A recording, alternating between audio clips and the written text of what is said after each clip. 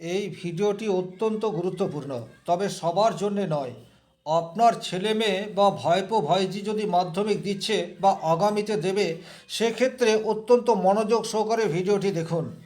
এখানে আলোচনা করব নাম্বার ওয়ান, মাধ্যমিকের পর থিম কি হবে, এবং নাম্বার টু, বিশেষ কোন সাবজেক্টের উপর ফোকাস করলে ভবিষ্যতে ভালো কেরিয়ার তৈরি হতে পারে। তাই ভিডিওটি যারা দেখতে শুরু করেছেন অত্যন্ত মনোযোগ সহকারে দেখবেন। তবে এই ভিডিওটি হয়তো 10-20 জন বা 50-100 জন মানুষের কাছেই পৌঁছাবে। তার কারণ হচ্ছে এই ধরনের ভিডিও ইউটিউবে নেই বললেই চলে।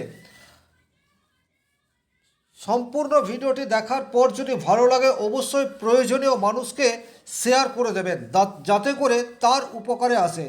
নমস্কার, আরও একটি নতুন ভিডিও আপনাদের স্বাগত জানাই। আমি শ্রী বিশ্বজিৎ।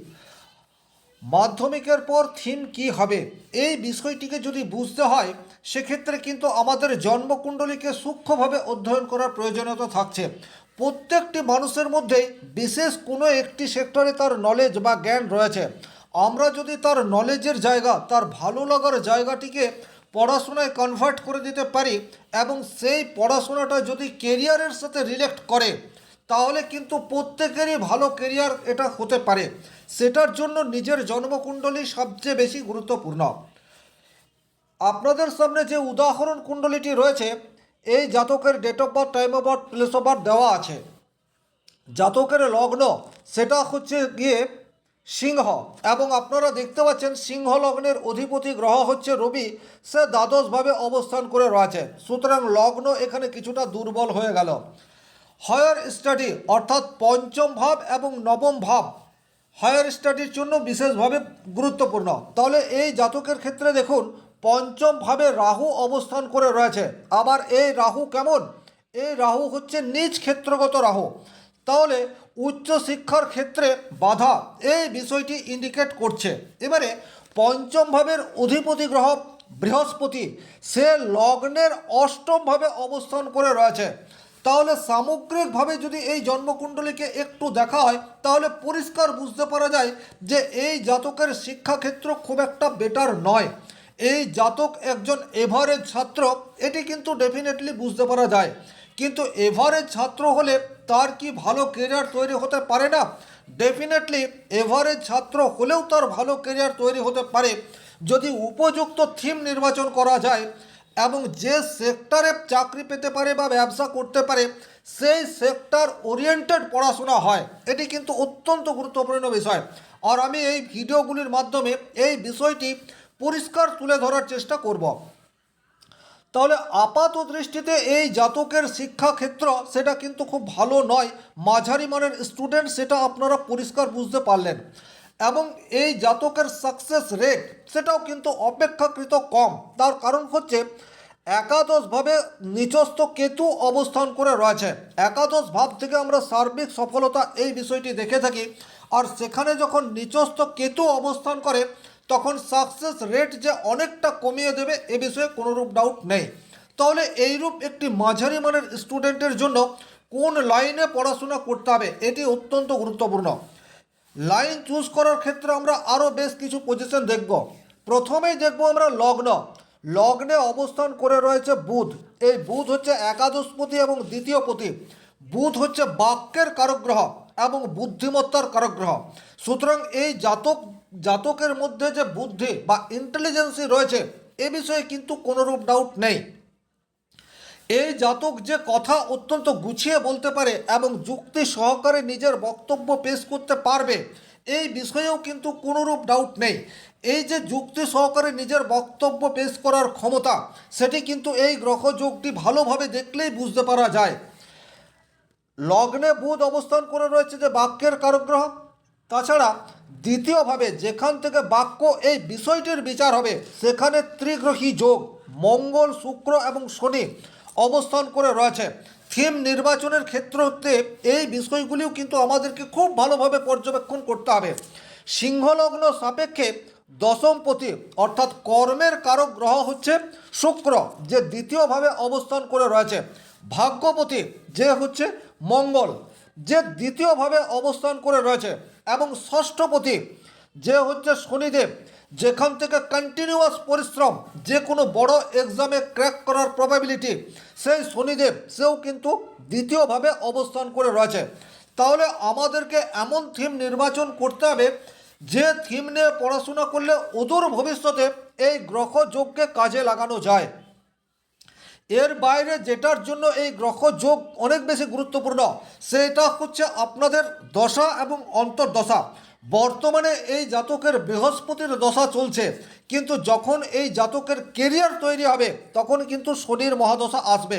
তাহলে কেরিয়ারের জন্য আমরা শনিকে অত্যন্ত গুরুত্বপূর্ণভাবে দেখব। আমরা সেভাবেই থিম নির্বাচন করব যাতে করে শনির ভাইব্রেশনকে কাজে লাগানো যায়। তাহলে এই জাতকের জন্য থিম সেটা কি হতে পারে? প্রথমেই এই জাতকের যে তিনটি থিম রয়েছে, সায়েন্স এই জাতকের জন্য উপযুক্ত নয়। পঞ্চমভাবে নিচস্থ কেতু এবং পঞ্চমভাবে নিচস্থ রাহু, একাদশভাবে নিচস্থ কেতু আর লগ্নপতি দ্বাদশে, সায়েন্স এটিতে এই জাতক পারবে না। যদি আমরা কমার্স এই বিষয়টিকে দেখি তাহলে কমার্সও এই জাতকের জন্য অনেক বেশি কঠিন হবে। বাকি রইল আর্টস। ডেফিনেটলি এই জাতকের আর্টস নিয়ে পড়াশোনা করার প্রয়োজনীয়তা থাকছে। এবারে আর্টস নিয়ে যদি পড়াশোনা করে কোন সাবজেক্টের উপর ফোকাস করতে হবে এটা কিন্তু খুব গুরুত্বপূর্ণ। এই যে সাবজেক্ট আমরা চয়ন করব সেটার জন্য কিন্তু আমাদেরকে গ্রহের ডিগ্রি এই বিষয়টিকে গুরুত্বপূর্ণভাবে দেখতে হবে। এখানে আপনারা পরিষ্কার দেখতে পাচ্ছেন লগ্ন পড়ছে 12 ডিগ্রি 21 মিনিটে এবং লগ্নের সবচেয়ে কাছের যে গ্রহটি রয়েছে সেই গ্রহটি রয়েছে শুক্র, যে রয়েছে 14 ডিগ্রি 57 মিনিটে। শনিদেব সে রয়েছে 8 ডিগ্রিতে এবং মঙ্গল যে রয়েছে 16 ডিগ্রিতে। অর্থাৎ দ্বিতীয় ঘরে যে তিনটি গ্রহের অবস্থান, মঙ্গল, শুক্র এবং শনি, এই তিনটি গ্রহ ডিগ্রিগত দিক দিয়েও কিন্তু যথেষ্ট শক্তিশালী বা স্ট্রং রয়েছে এবং এই ডিগ্রিগুলির সাথে লগ্নের ডিগ্রির খুব একটা ফারাক নেই। এই জায়গাটি কিন্তু অত্যন্ত গুরুত্বপূর্ণ। গ্রহের ডিগ্রিকে সঠিকভাবে না মিলিয়ে যদি থিম নির্বাচন করা হয় সেক্ষেত্রে কিন্তু কর্মক্ষেত্রে পজিটিভ রেজাল্ট এটি পাওয়া যাবে না।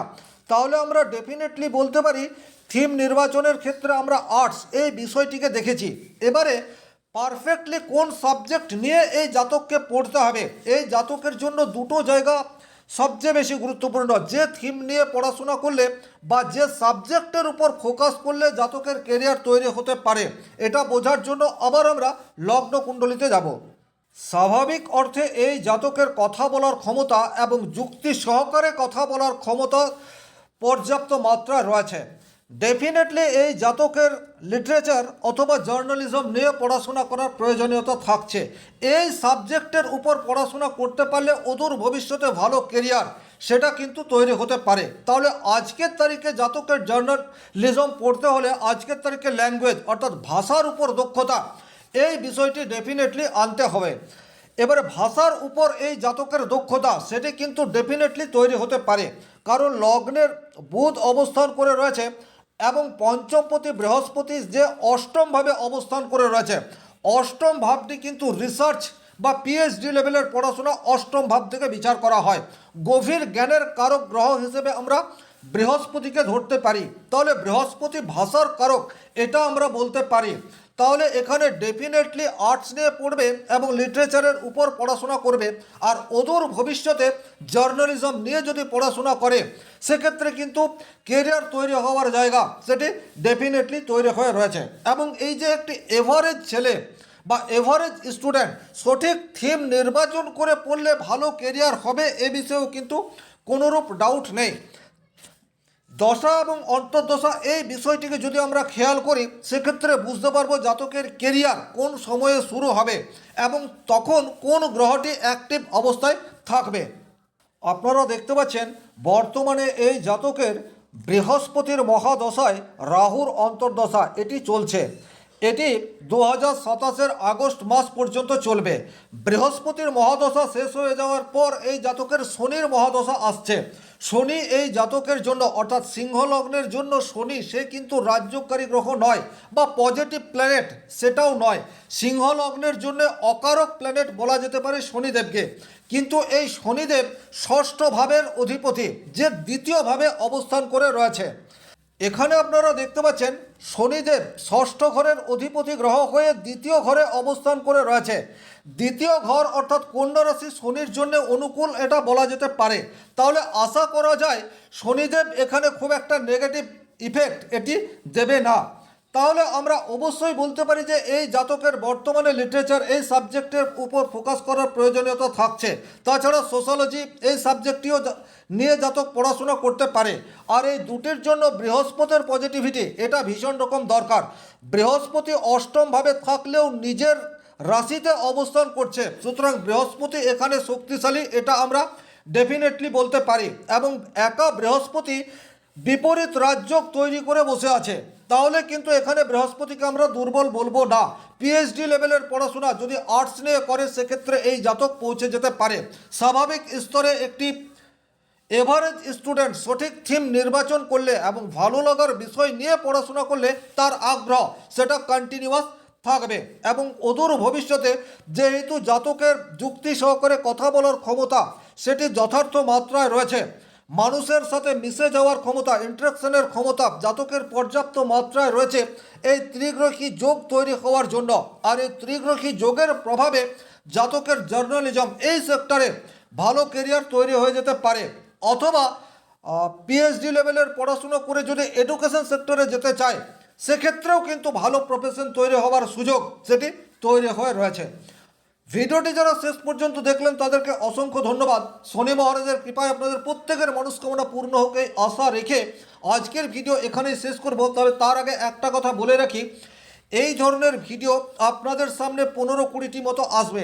এই প্রত্যেকটি এপিসোড যদি আপনারা খুব ভালোভাবে পর্যবেক্ষণ করেন বা শোনার চেষ্টা করেন সেক্ষেত্রে কিন্তু আপনাদের নিজের ছেলে মেয়েদেরকে আপনারা সঠিকভাবে গাইড করতে পারবেন।